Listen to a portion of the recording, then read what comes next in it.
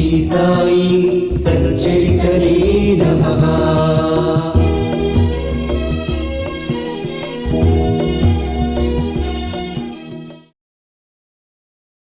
Shri Sai Satcharitra ఓవి to ఓవి మూల గ్రంథము శ్రవణ పారాయణ 20వ అధ్యాయం. శ్రీ గణేశాయ నమః. శ్రీ సరస్వత్యై నమః. శ్రీ గురుభ్యో నమః. శ్రీ కులదేవతాయై నమః. శ్రీ సీతారామచంద్రాభ్యాం నమః. శ్రీ సద్గురు సాయినాథాయ నమః. ఓం నమో గురువరా. అనుగ్రహ వచనాలనే ముత్యాలను కలిగిన మానస సరోవరా, మీ గురుచరణాల వద్ద అనన్య భక్తులు హంసవలే ఆశ్రయించి ఉన్నారు. మహా ఉదారులైన మీరు మిమ్మల్ని ఆశ్రయించిన వారికి మీ అనుగ్రహమనే ముత్యాలను ప్రసాదించి వారికి ఆత్మస్వరూపంలో విశ్రాంతిని కలిగించి వారి జనన మరణాల రాకపోకలను తొలగిస్తారు. సాయి సిద్ధుని ఆశ్రమం ఎంత గొప్పది! దర్శనంతో ప్రపంచంలోని కష్టాలను పోగొడుతుంది. దాని పరిసరాలలో ఉన్నవారి భవభ్రమలను, అశాంతిని పారిపోయేలా చేస్తుంది. సాయి అసలు నిరాకారమే అయినా భక్తుల కొరకు సాకార రూపాన్ని ధరించారు. మాయా నటి రూపాన్ని గ్రహించి నటుని వలె లీలలను ప్రదర్శించారు. అటువంటి సాయిని ఒక్క క్షణం ధ్యానించి షిరిడీకి వెళ్ళి అక్కడ మధ్యాహ్న హారతి తరువాతి కార్యక్రమాన్ని శ్రద్ధగా చూద్దాం. మధ్యాహ్న హారతి తరువాత సాయి మహారాజు మసీదు చివరకు వచ్చి అత్యంత కృపాదృష్టితో భక్తులకు విభూతిని పంచిపెడతారు. ప్రేమికులైన భక్తులు వెంటనే వారి చరణాలను ఆలింగనం చేసుకుని నిలుచుని బాబా వదనాన్ని అవలోకిస్తూ వారిపై బాబా కురిపించే విభూతిని స్వీకరిస్తారు. బాబా పిడికిళ్ల నిండా విభూతిని నింపుకుంటూ భక్తుల చేతులలో పోసేవారు. తమ బొటని వ్రేలితో భక్తుల నుదుటన అద్దేవారు. వారి హృదయంలో అత్యంత ప్రేమ. తమ్ముడు, భోజనానికి వెళ్ళు. అన్నా, నువ్వు కూడా వెళ్ళు. వెళ్ళి కమ్మగా తిను. మీరందరూ ఇళ్లకు వెళ్ళండి అని ఒక్కొక్కరికి చెప్పేవారు. అదంతా గతించిన వైభవం.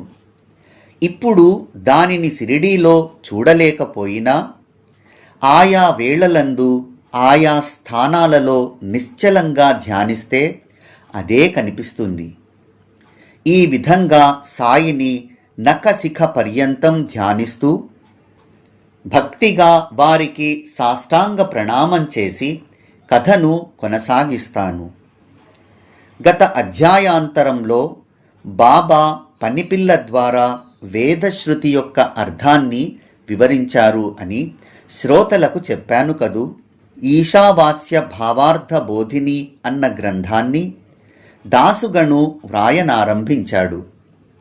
అందులో అతనికి సందేహం కలగగానే ఆ సంశయ నివృత్తికై షిరిడీకి వచ్చి సద్గురు చరణాల వద్దకు చేరాడు. అప్పుడు బాబా, నీవు తిరిగి వెళ్ళినప్పుడు కాకా ఇంట్లోని పనిపిల్ల నీ సంశయాన్ని తీరుస్తుంది అని చెప్పారు. ప్రస్తుతం ఆ వచనాలే కథానుసంధానం. అక్కడి నుండే మొదలు పెడదాం. శ్రోతలు శ్రద్ధతో ఉంటే శ్రవణం చక్కగా జరుగుతుంది.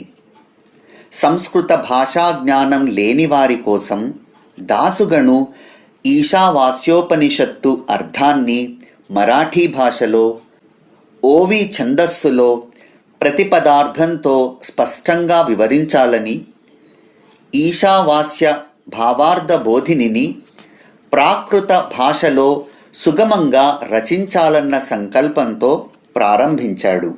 కఠినమైన గూఢార్థాలతో ఉన్న ఈ ఉపనిషత్తులోని పదాలను చక్కగా అనువదించగలిగాడు. కానీ పదాలలో అంతర్గతంగా ఉన్న జ్ఞానం బోధపడకపోతే మనసుకు సంతృప్తి లేదు. 4 వేదాల సారమే ఉపనిషత్తుల భాండారం. హరి మరియు గురువు అనుగ్రహం లేకుండా ఆ జ్ఞాననిధి ప్రాప్తి అత్యంత కఠినం. నేను జ్ఞానిని, నా స్వంత ప్రయత్నంతో ఉపనిషత్తులను యథార్థంగా ఆకళింపు చేసుకుని వివరిస్తాను అని ఎవరైనా అనుకుంటే అది కల్పాంతంలో కూడా సంభవం కాదు. గురువు కృప లేకపోతే అడుగడుగున కష్టాలు ఎదురై అంతరార్థం బోధపడదు. కానీ అదే గురువు పాదాలను ఆశ్రయించిన వారికి కించిత్తైనా శ్రమ ఉండదు. గురువు సముఖంలో గూఢార్థాలు వాటంతట అవే వెల్లడి అవుతాయి. ఈ ఆత్మజ్ఞాన శాస్త్రం జనన మరణాలను ఛేదించే శస్త్రం.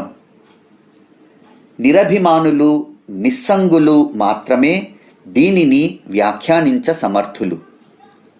అట్టి వారిని ఆశ్రయిస్తే అర్థాలు క్షణంలో బోధపడతాయి. బుద్ధి యొక్క ప్రతిబంధకం తొలగిపోయి గూఢార్థాలు విశదమవుతాయి. ఈశావాస్యోపనిషత్తును మరాఠీ భాషలో అనువదించడంలో దాసుగణకు ఇదే కష్టం కలిగినా సాయినాథుని అనుగ్రహంతో అది తొలగిపోయింది.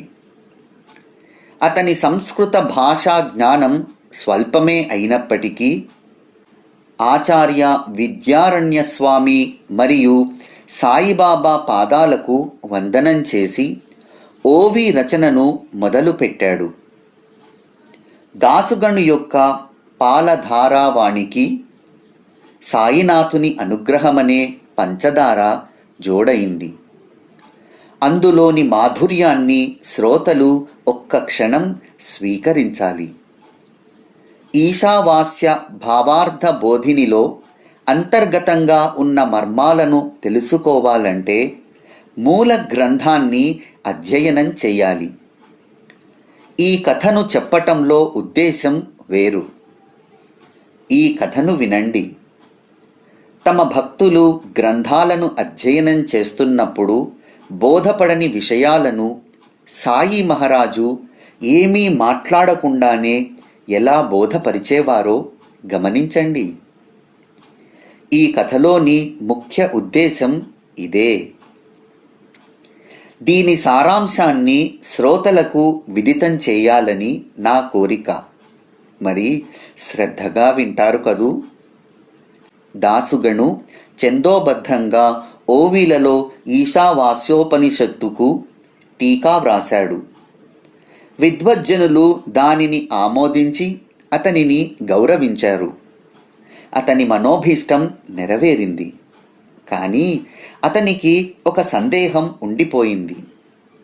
దానిని అతడు పండితుల ఎదుట ఉంచాడు. ఘనంగా విస్తారమైన చర్చలు జరిగాయి.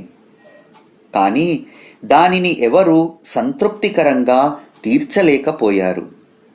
ఇంతలో ఏదో కారణంగా దాసుగణు షిరిడీకి వెళ్ళడం తటస్థించి అతని సంశయ నివారణం సహజంగా జరిగింది. దాసుగణు సాయి దర్శనానికి మసీదుకు వెళ్ళి వారి చరణాలపై మస్తకాన్నుంచి సాష్టాంగ నమస్కారం చేసి సంతుష్టుడయ్యాడు. సత్పురుషుల అనుగ్రహం, అవలోకనం, వారి నోటి నుండి వెలువడే మధుర వచనాలు, వారి మందహాస వదనం భక్తులకు శుభప్రదం. సత్పురుషుని దర్శన మాత్రంతో సకల దోషాలు క్షాళనమవుతాయి. అట్టివారి సన్నిధానంలో ఎప్పుడూ ఉండగలిగిన వారి పుణ్యాన్ని ఎంతని వర్ణించను. ఏం గణు, ఎక్కడ నుండి రాక, అంతా కుశలమేనా? మనసు ప్రసన్నంగానే ఉంది కదా అని బాబా దాసుగణుని ప్రశ్నించారు. మీ అనుగ్రహ ఛత్రం ఉండగా నేనెందుకోసం దుఃఖించాలి? బాగా ఆనందంగా ఉన్నాను అని జవాబిచ్చాడు.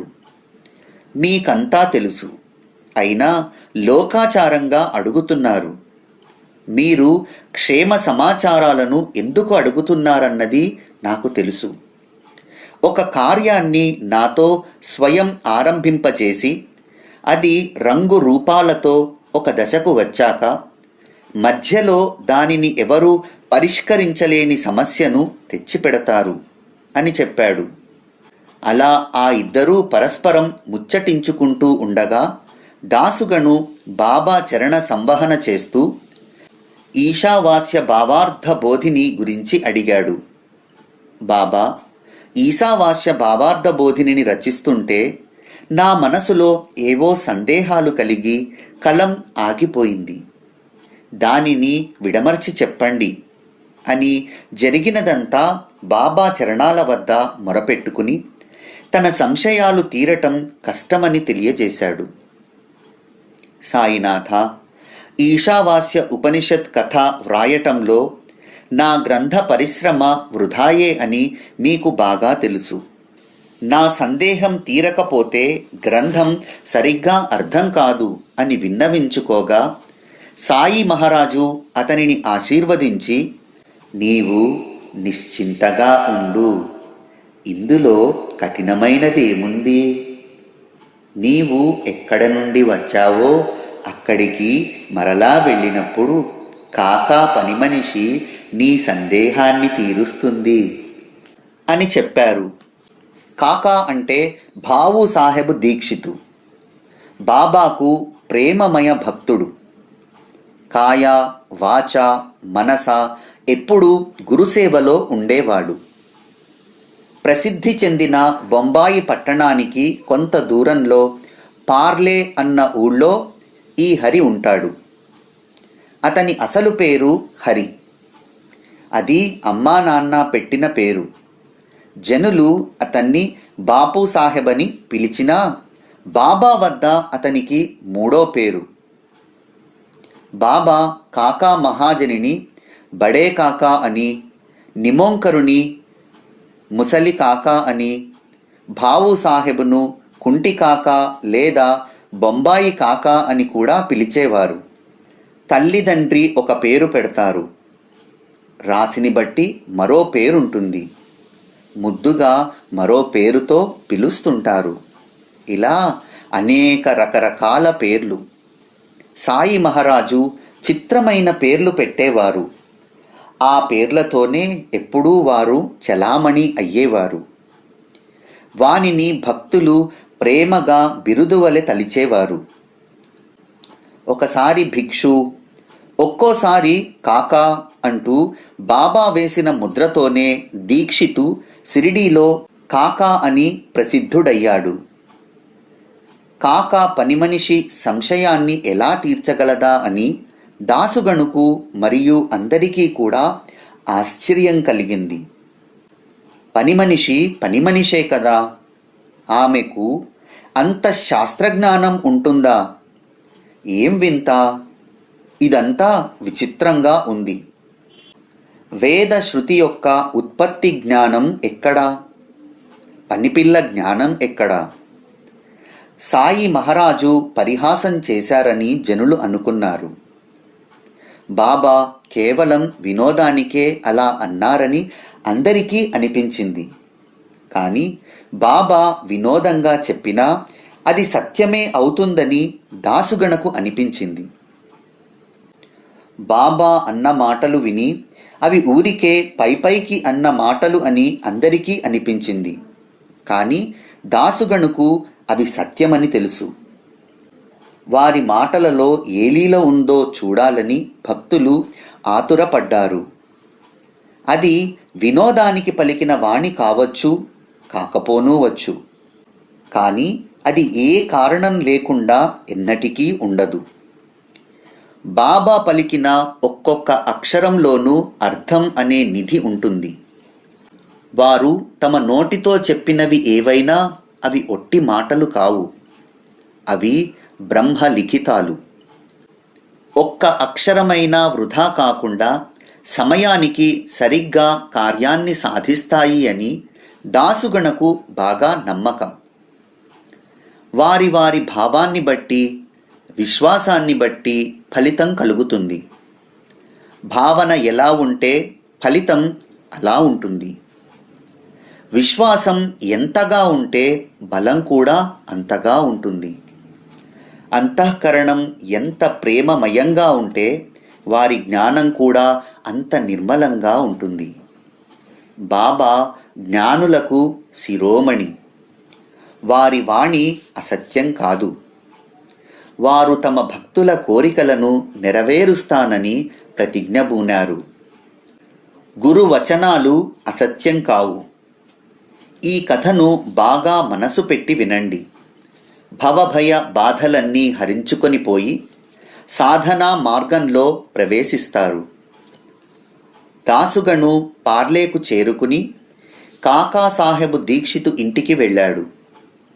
కాకా యొక్క పని మనిషి తన కార్యంలో ఎలా సహకరిస్తుందో చూడాలని అతనికి ఉత్సుకతగా ఉంది. మరునాడు ఉదయం దాసుగను ఇంకా శయ్యపైన సుఖమైన నిద్రలో ఆనందంలో ఉండగా ఒక విశేషం జరిగింది. ఎవరో ఒక రైతు బిడ్డ మంజుల స్వరంతో గానం చేస్తూ ఉంది. ఆ స్వరంలోని మాధుర్యం దాసుగను హృదయంలోకి చొచ్చుకొని పోయింది. దీర్ఘంగా ఆలాపయుక్తంగా పాడిన ఆ పాటలోని చక్కటి పదాల కూర్పును విని అతని మనసు తల్లీనమవటంతో అతడు మరింత శ్రద్ధగా వినసాగాడు.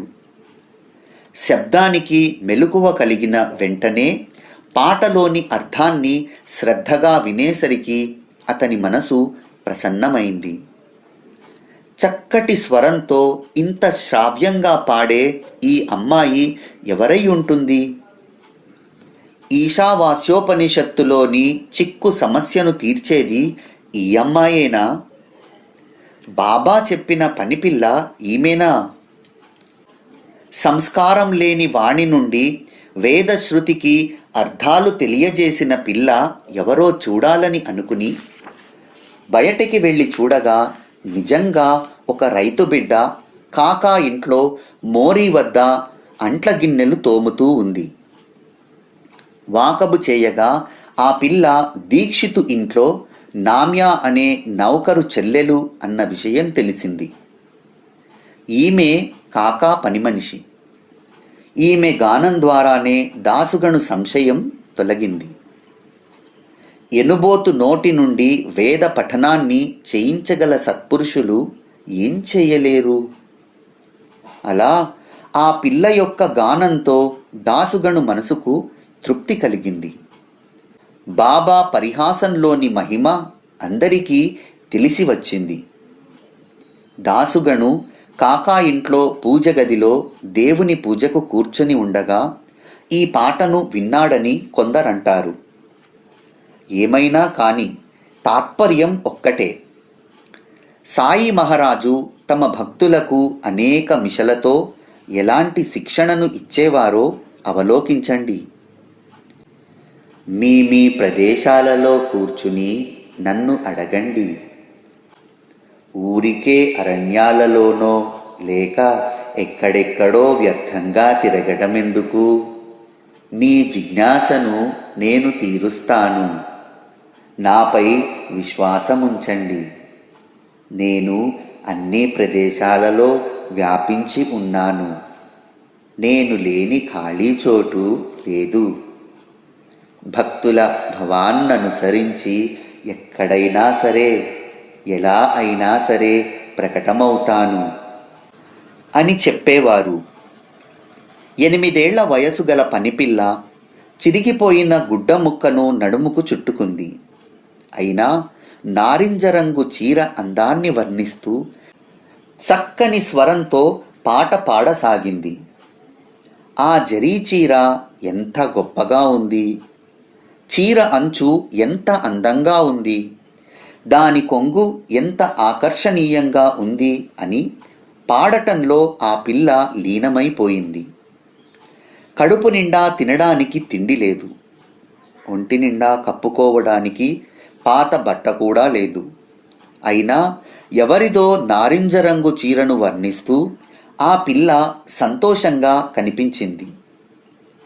ఆ పిల్ల యొక్క దైన్య స్థితిని, ఆమె మనసులోని ఆనందాన్ని చూసి దాసుగణకు జాలి కలిగి మోరేశ్వరునితో ఏం చెప్పాడంటే, ఆ పిల్లకు ఒంటి నిండా బట్టలేదు, ఒక చీర ఆమెకివ్వు, నీ సేవకు పరమేశ్వరుడు ప్రసన్నుడవుతాడు, నీకు కూడా పుణ్యం వస్తుంది. మోరేశ్వరుడు అసలే దయాహృదయుడు. ఆ పైన దాసుగణుని విన్నపం, అందమైన చీరను కొని సంతోషంగా ఆ పిల్లకు అందజేశాడు.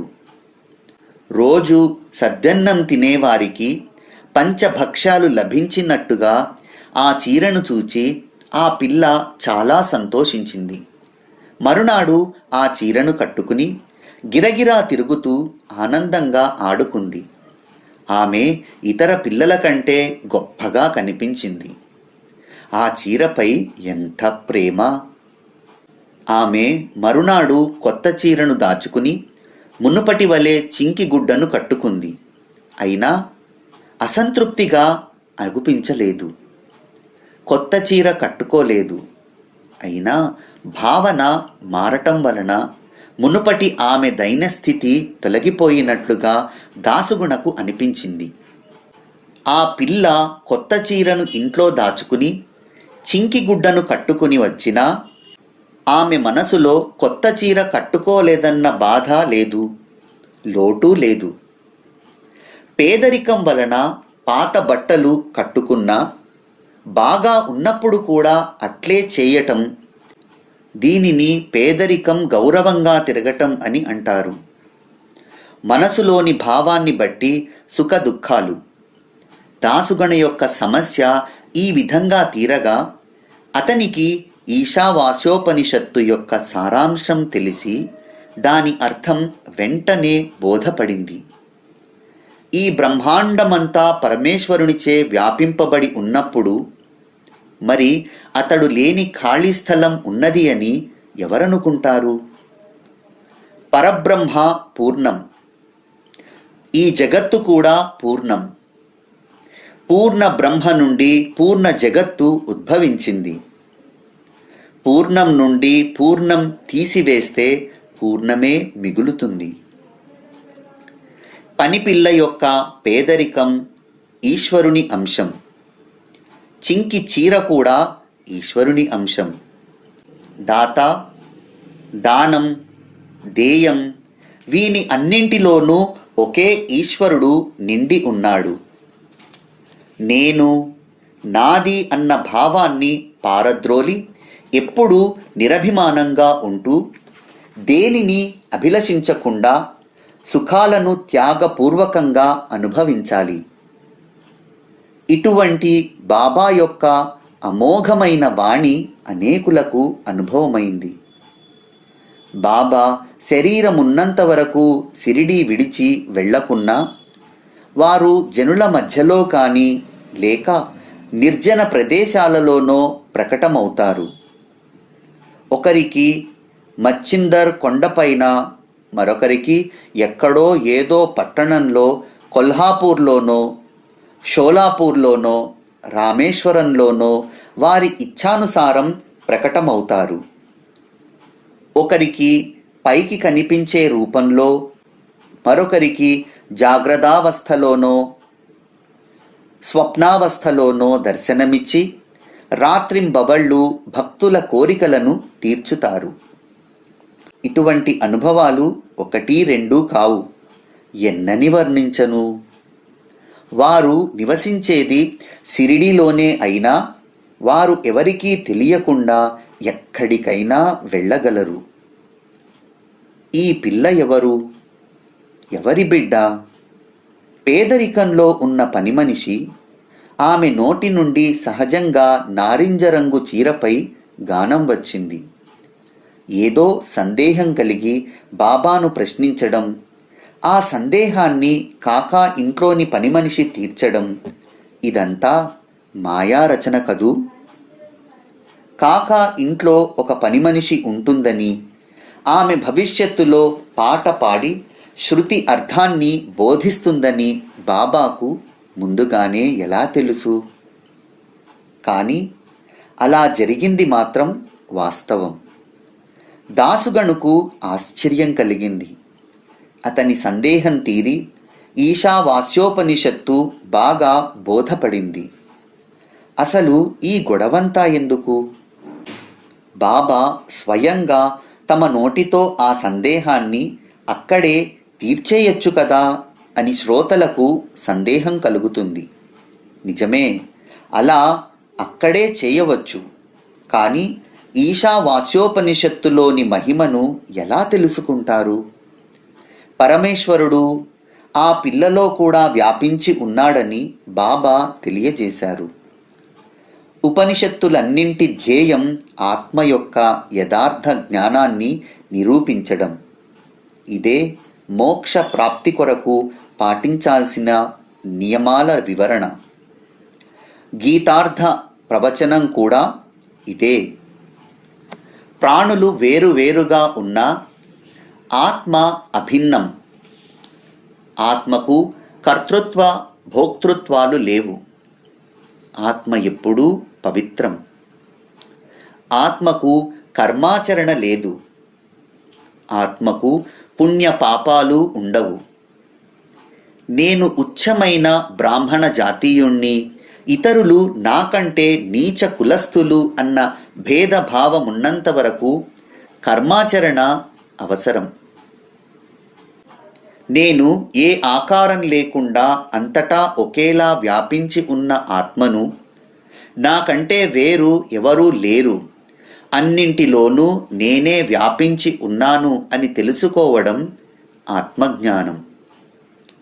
పూర్ణ బ్రహ్మ స్వరూపం నుండి విడిపోయిన జీవాత్మ మరల ఏ విధంగానైనా మునుపటి వలనే ఆ పరమాత్మ స్వరూపాన్ని పొందటమే ధ్యేయంగా ఉండాలి. శృతి, స్మృతి మరియు వేదాంతం అన్నింటి సిద్ధాంతం ఇదే. చివరకు సాధించవలసింది నిశ్చయంగా ఇదే. విడిపోయిన జీవాత్మకు అచ్యుత పద ప్రాప్తి. సమం సర్వేషు భూతేషు. ఇలాంటి విశిష్టమైన స్థితి ప్రాప్తించనంత వరకు జీవాత్మ పరమాత్మ కాలేదు. ఆత్మజ్ఞానం కలుగదు. విహిత కర్మల ద్వారా చిత్తం పరిశుద్ధమైతే అభేద జ్ఞానం కలుగుతుంది. శోక మోహాదులు తొలగి ఆత్మజ్ఞానం ప్రకటమవుతుంది. ముల్లోకాలలోని చరాచరాలన్నింటిలో వ్యాపించి ఉన్న పరమేశ్వరుడు నిష్క్రియ నిష్కల పరాత్పరుడు, అశరీరుడు, ఎప్పుడూ ఉండే ఆత్మ. నామరూపాత్మకంగా ఉన్న ఈ విశ్వంలో లోపల బయట వ్యాపించి ఉన్న ఆ పరమేశ్వరుడు తానే నేనుగా నిర్విశేషమైన రూపంలో నిండి ఉన్నాడు. వాస్తవానికి నిరాకార ఆత్మ మాయాగుణం వల్ల సాకారంగా భాసిల్లుతుంది. ఈ ప్రపంచం కోరికలున్న వారికే గాని కోరికలు లేని వారికి నిస్సారంగా కనిపిస్తుంది. చేతనాచేతనమైన ఈ భూత భౌతిక జగత్తులో ఒక్క పరమేశ్వరుడే గాని రెండవ వారెవరూ లేరని నిస్సందేహంగా నిర్ధారణ చేసుకోవాలి. జగత్తు గురించిన జ్ఞానం మనసుకు నచ్చకపోతే ధనం, బంగారం మొదలగు వానిని అభిలషించకూడదు.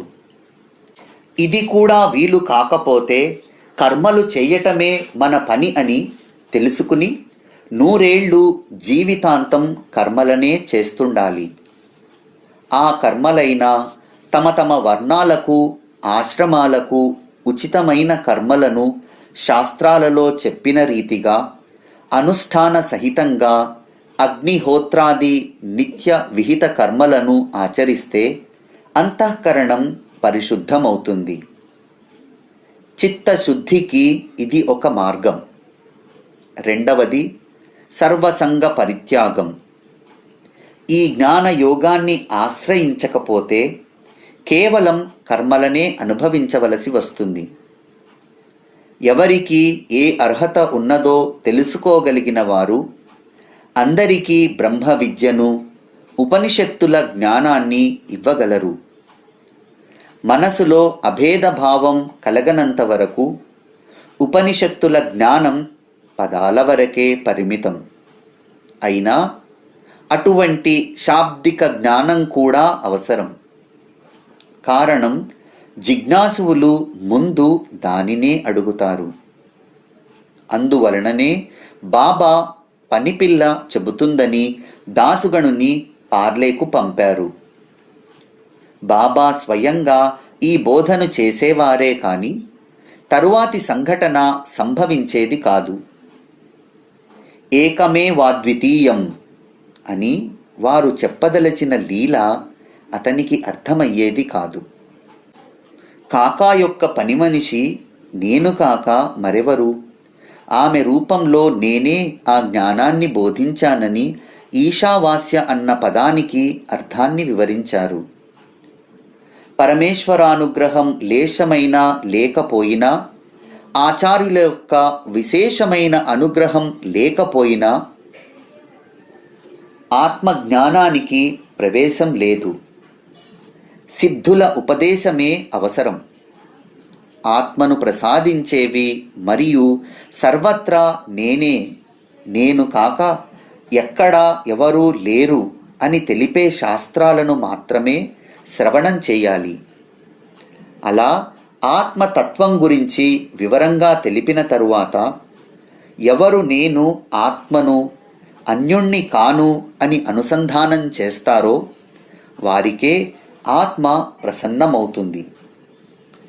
ఈ విధంగా ఆత్మ నిరూపణ జరిగితే, ఇట్లే ఆత్మానుసంధానంలో ఉంటే, ఇట్లే ఆత్మతత్వంలో నిశ్చలంగా స్థిరపడి ఉంటే పరమాత్మ ప్రాప్తి. తరువాతి అధ్యాయంలో వినాయక ఠాకూరు మొదలగు వారి కథలను శ్రద్ధగా శ్రవణం చేస్తే శ్రోతలు పరమార్థ జ్ఞానానికి ఆకర్షితులవుతారు. ఆ కథలు కూడా ఇట్లే మధురంగా ఉంటాయి. వానిని వింటే శ్రోతల కోరిక తీరుతుంది. మహాపురుషుల దర్శనాభిలాష తీరుతుంది. సూర్యుడు ఉదయించగానే అంధకారం తొలగిపోయేలా ఈ కథామృత పానంతో మాయ హరించుకొని పోతుంది. మాటలకు అందని సాయి యొక్క లీలలను వారు తప్ప ఎవరు చెప్పగలరు? నన్ను ఒక నిమిత్త మాతృనిగా చేసి వారే తెలియజేస్తారు. స్వస్తి శ్రీ సంత సజ్జన ప్రేరితము, భక్త హేమాడ్ పంత్ విరచితము అయిన శ్రీ సాయి సమర్థ సచ్చరితంలో ఈశావాస్య భావార్థ బోధనం అను 20వ అధ్యాయం సంపూర్ణం. ఓం శ్రీ సాయి సచ్చరితనే నమః.